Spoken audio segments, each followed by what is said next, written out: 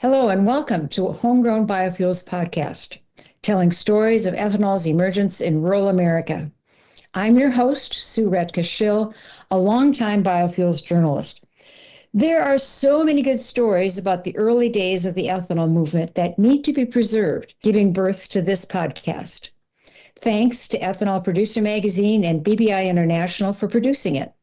If you have feedback, perhaps a recommendation for a future guest, or if you want to sponsor the podcast, email us at homegrownfuels@bbiinternational.com. That's homegrownfuels@bbiinternational.com. Our guest today is David Hallberg, whose advocacy for ethanol dates back to the late 1970s when he worked as a congressional staffer. David is the founder of the Renewable Fuels Association, where he served as the first president until 1985.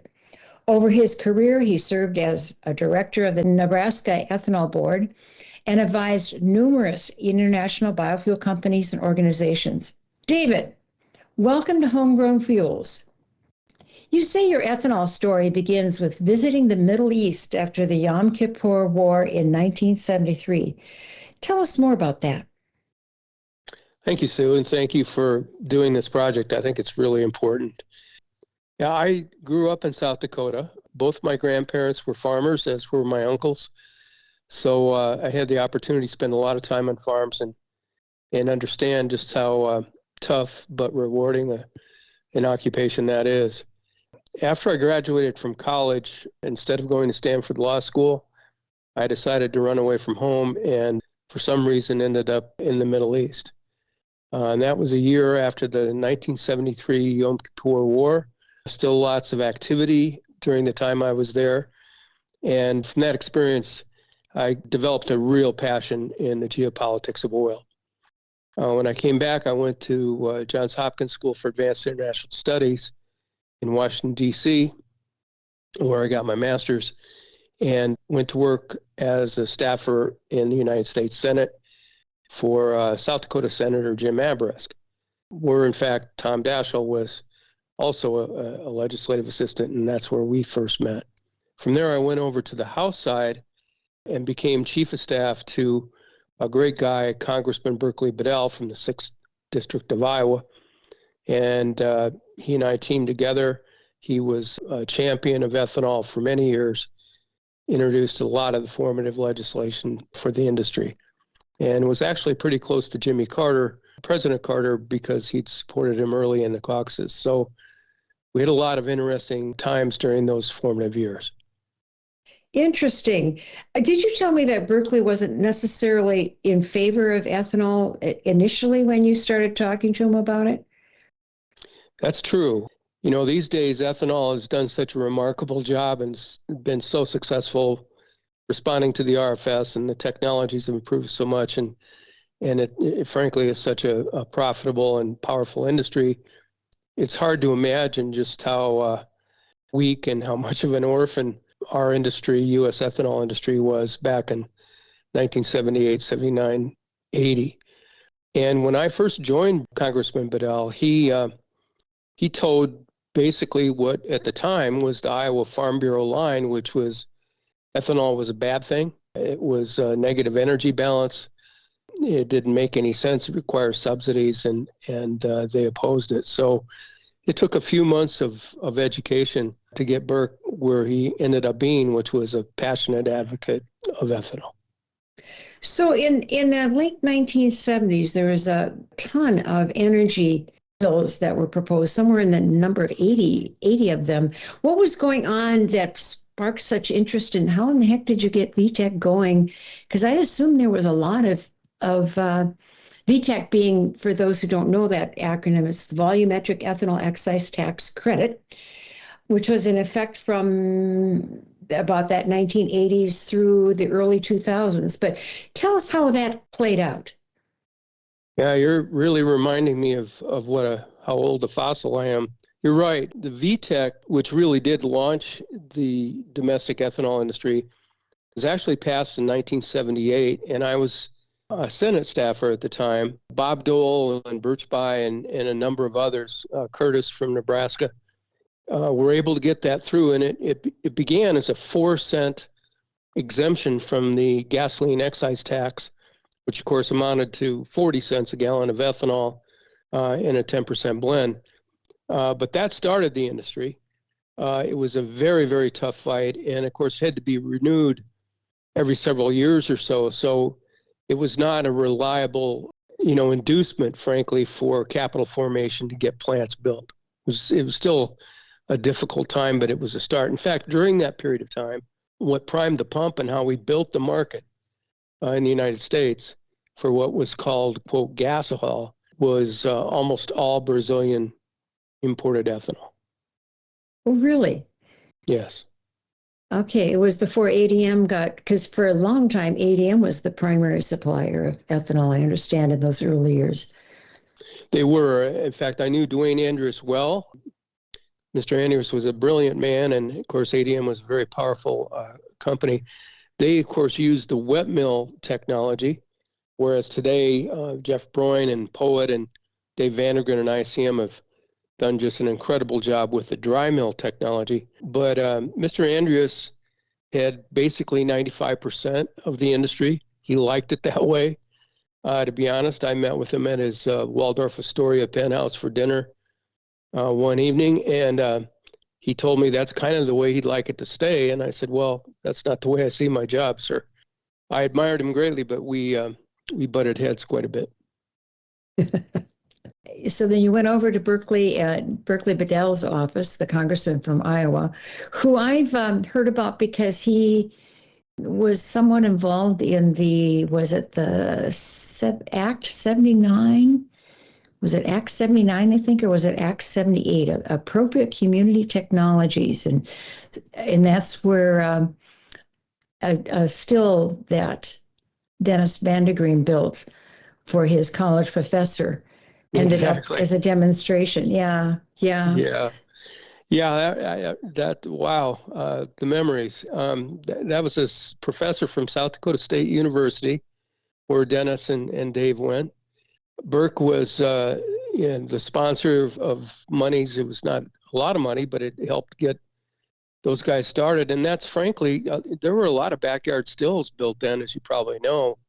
And the vision of the industry, a lot of those guys that are gone now, if they came back and saw these incredible biorefineries of the size they are, they'd be absolutely dumbfounded.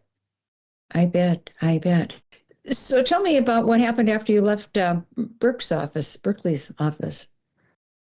Well, first of all, one of the things I should have mentioned is, the more things change, the more they remain the same. And I was kind of looking back in preparation of this call, and the history back then is fascinating because, Jimmy Carter lost the election in 1980 to Ronald Reagan in large part because of the hostage crisis in Iran, if you recall, when the Shah was deposed and the Iranian mullahs came in. And there were gasoline lines. People were extremely angry. That's one of the things that gave rise to, quote, gasohol, and why Brazilian imports came in, because people wanted an extender. So Carter had to embargo corn exports, grain exports to Soviet Union. It was called at the time because they invaded Afghanistan. There's a lot of shades of repetition here in what we're seeing today that occurred back, 40, 45 years ago. Interesting. But then when Reagan came in, the whole ethanol equation sort of changed in Congress, I understand. Yeah, that's an understatement. Again, it's kind of a lot of shades of today with, Elon Musk and rescissions and cutting budgets and cutting employees. President Reagan had an entirely different view of the world and government than Jimmy Carter, of course. And he liked oil companies, and he happened to want to get rid of the entire ethanol program. So I spent most of my first several years fighting those efforts. Dave Stockman then was today's Elon Musk. They tried to get rid of the tax credits. They tried to get rid of the loan guarantees for the early plants. And fortunately, we were able to defeat all of those. In fact, we were one of the few renewable industries that kind of emerged unscathed. And so it was a very difficult period. And frankly, one I wouldn't ever want to repeat. I know my wife wouldn't. Actually, what came out of that, though, that was a real galvanizing event, an instructional event for me that's still extremely relevant today. And that was the phase out of leaded gasoline. So despite President Reagan's affection for the oil industry, the large petroleum refiners wanted to have lead removed from gasoline because that helped the smaller guys. And then they went ahead and built these very expensive, capital-intensive, what are called catalytic reformers to make what they call aromatics, what we call BTEX or benzene-based octane. That was a huge fight for those years. In fact, the last conference I did as president of RFA, where we had Secretary of Agriculture John Block and Secretary of Energy Hodel, among others, the primary theme of that conference was how ethanol was a superior replacement for lead rather than aromatics. That's where you caught the octane bug? That's where I got bit by the octane bug. So what evolved in the years after that led up to the Clean Air Act? And by that time, you were no longer with RFA, but you were still pretty much a big ethanol advocate, I understand. Yeah, that's correct. I always have been ever since coming back from the Middle East. So after leaving the RFA, one of the enduring friendships that I had was with Senator Tom Daschle, who ultimately, of course, became Senate Majority Leader. And I had an international consulting company, spent a lot of time in Brazil and Europe and around the world, actually. So I did stay in touch with DC and the policy issues, and especially Tom. And so over time, as we saw things develop, we realized that tax incentives weren't working. And there were some enormous tax incentives out there. If you blended ethanol into gasoline, you were a gasoline refiner or blender, you could make a lot of money.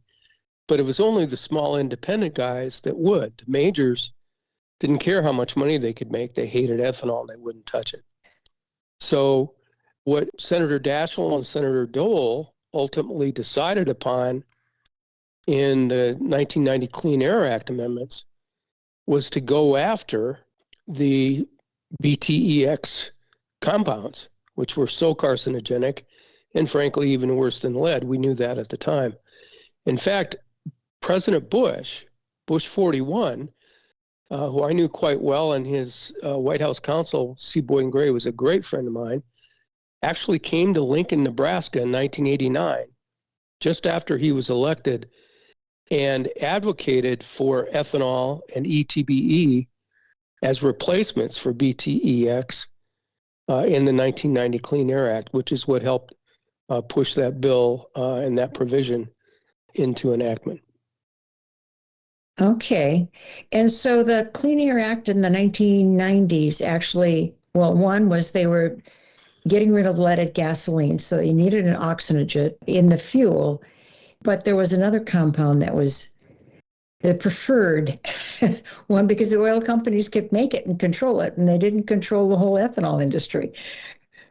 Exactly. You're exactly right. And so in order to get that provision passed, as they banned lead, then they enacted this provision that said EPA's mandatory duty was to replace this bad stuff, this BTEX, with, quote, oxygenates. We made that fuel neutral in order to get the votes. And as you said, what ended up happening, as always, the refiners chose the wrong substitute. They went for methyl tertiary butyl ether, or MTBE, which they controlled, they made. And as it turned out, it contaminated water supplies. And eventually, in 2005, in the same bill that the first RFS was enacted, MTBE was banned. So that left just ethanol and BTEX as the allowable octane enhancing compounds. Okay. So you described back in the 80s, there was a lot of small, well, on-farm stills, but they weren't very viable. What all did it take to get that industry launched to become something more than that? Well, it took an enormous amount of, fortitude and skill and courage. I think Dave Vandergren gave some remarks at the NEC conference a couple of weeks ago saying that he basically mortgaged his home, and his wife almost left him because he put everything on the line for his first ethanol plant in Russell, Kansas. So Jeff Broin, a lot of the industry stalwarts today deserve enormous credit for not only their skills and their intelligence and their technology development, but the courage they had to go through some very tough times when you couldn't get capital and you didn't know whether the incentives to sell your fuel were going to be there. Yeah.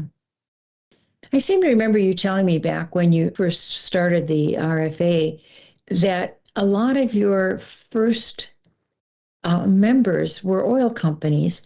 And Yes. I have read that back in that slug of legislation in 1978, 1980, included a bunch of loan guarantees and attempts to have some big scale ethanol plants built. Do you remember some of those, or can tell any stories about all of that? Yeah, that's a loaded question with a lot of pieces, but it's a very good question. First of all, we did, if you look at the brochure of that 1984 conference, a lot of the speakers represented oil companies. Ashland Oil, their senior vice president, spoke. Texaco was a partner in the Pekin ethanol facility, very large facility. So we had the oil industry in there in the early formative years, kind of before the bloom fell off the rose, before President Reagan came in.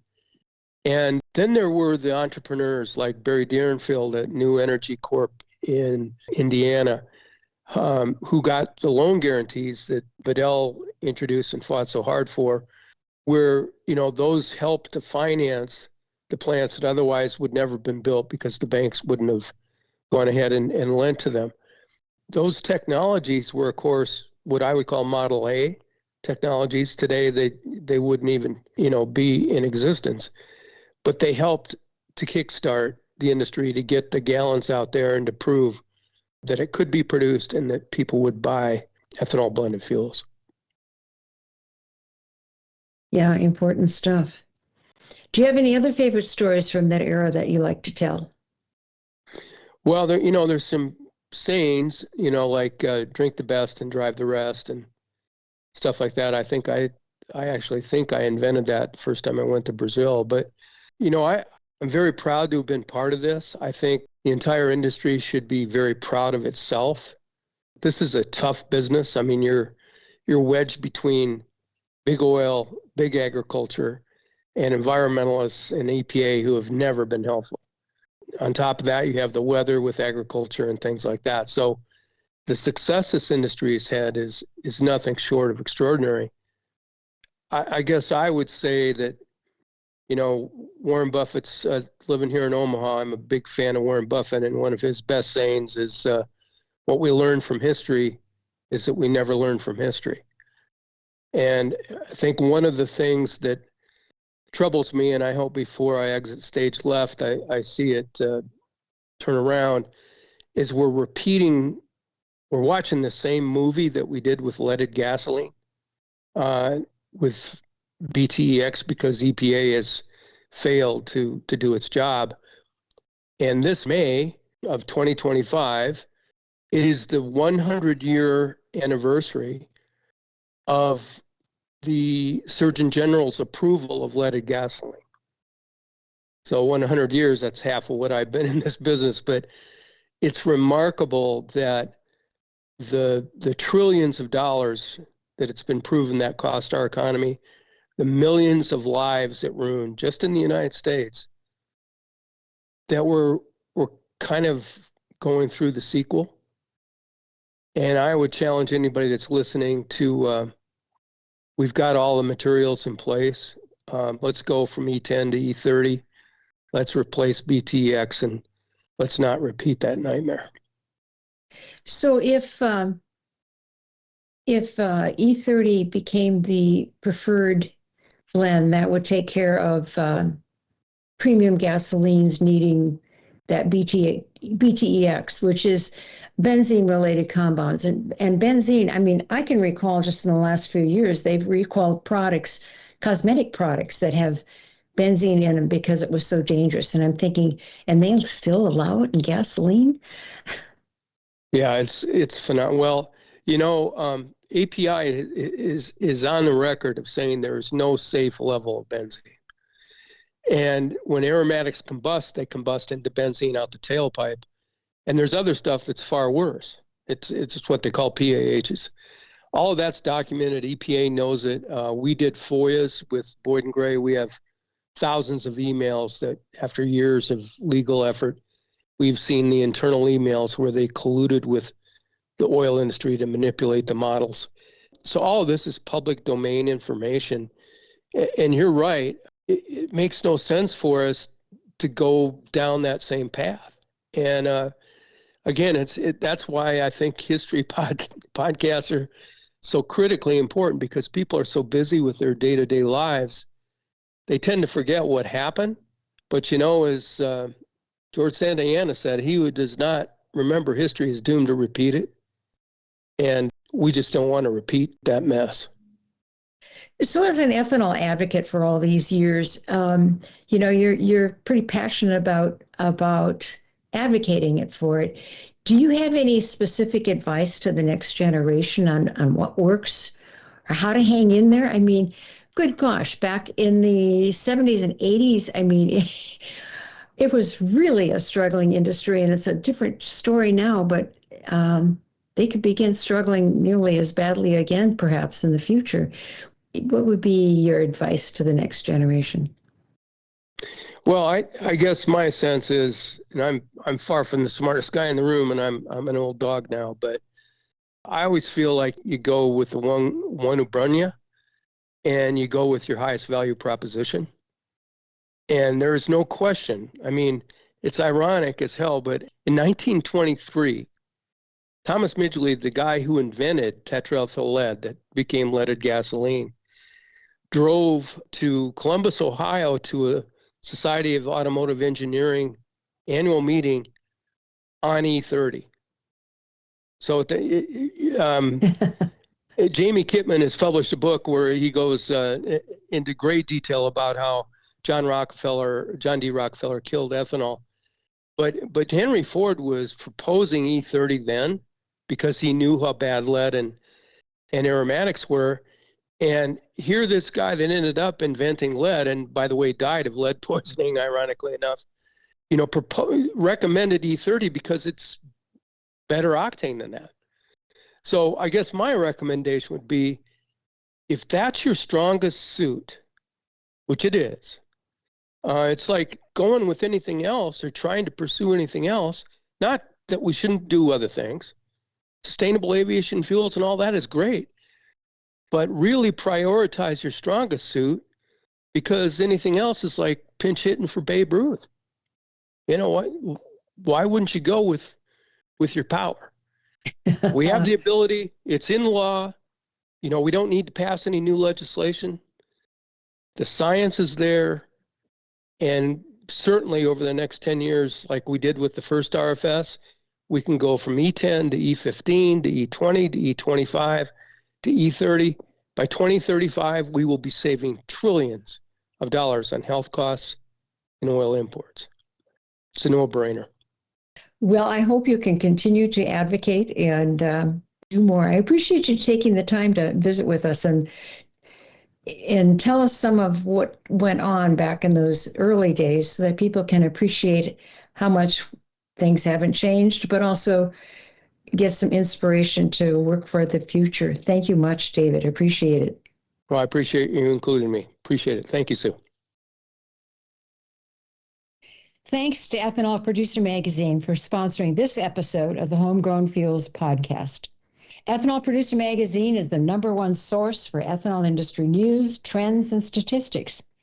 Through the print magazine and website, ethanolproducer.com, the editorial team delivers daily news and industry features to an audience of producers, service providers, and vendors. If you would like to sponsor a future episode of Homegrown Fuels, contact service@bbiinternational.com. And if you have a comment on an episode or know of a story that ought to be shared, email homegrownfuels@bbiinternational.com. This podcast was recorded and edited by Danielle Pekarsky, Content Manager at BBI International, and I'm your host, Sue Retka Schill. Thank you for listening. We'll be back in a couple of weeks with another episode of Homegrown Fuels, sharing stories of ethanol's emergence in rural America.